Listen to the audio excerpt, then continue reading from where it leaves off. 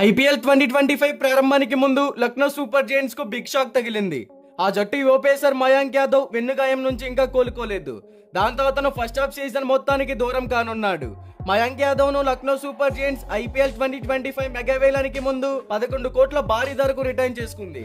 అయితే గతేడాది బంగ్లాదేశ్ తో టీ20 సిరీస్ తో అంతర్జాతీయ టీ20లోకి అరంగేట్రం చేసిన మయాంక్ యాదవ్ అద్భుతమైన ప్రదర్శనే చేశాడు. గంటకు 150 కిలోమీటర్లకు పైగా వేగంతో బంతులు సంధించిన మయాంక్ యాదవ్ 3 మ్యాచ్ల్లో 4 వికెట్లు పడగొట్టాడు. కానీ ఈ సిరీస్ లో అతని వెన్నుగాయం తిరగబెట్టింది.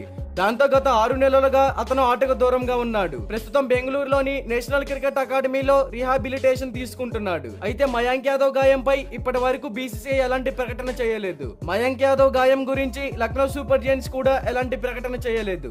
ఒకవేళ అతను బీసీసీఐ గైడ్ లైన్స్ ప్రకారం ఫిట్నెస్ సాధిస్తే ఐపీఎల్ 2025 సెకండ్ హాఫ్ లో జట్టుకు అందుబాటులోకి వస్తాడని ఎంసీఐ వర్గాలు పేర్కొన్నాయి. మయాంక్ యాదవ్ గత 12 నెలలుగా గాయాలతోనే సహవాసం చేస్తున్నాడు. గాయంతో ఐపీఎల్ 2023 సీజన్ మొత్తం దూరంగా ఉన్న మయాంక్ యాదవ్ గత సీజన్ లో గంటకు 155 కిలోమీటర్ల వేగంతో బౌలింగ్ చేసి అందరినీ ఆశ్చర్యపరిచాడు. పంజాబ్ కింగ్స్ తో ఐపీఎల్ లోకి అరంగేట్రం చేసిన అతను 3 వికెట్లతో చెలరేగాడు. ఆర్సీబీతో జరిగిన మరుసటి మ్యాచ్ లోనే మరో 3 వికెట్లు తీసి వరుసగా ప్లేయర్ ఆఫ్ ది మ్యాచ్ అవార్డులు అందుకున్నాడు.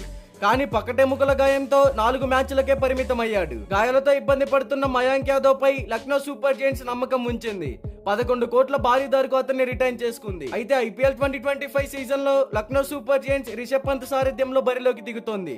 కేఎల్ రాహుల్ సారథ్యంలో గత సీజన్ లో ప్లే ఆఫ్స్ చేరకుండానే ఇంటి దారి పట్టింది. మరి మయాంక్ యాదవ్ ఎంత త్వరగా కోలుకొని వస్తే ఆ టీం కి ఎంత బెనిఫిట్ ఉంటుందనే చెప్పుకోవచ్చు. ఇలాంటి daily IPL and cricket updates కోసం మన ఛానల్ ని సబ్స్క్రైబ్ చేసుకోండి. అలాగే ప్రక్కనే ఉన్న గంట సింబల్ ని యాక్టివేట్ చేసుకోండి. Thank you for watching.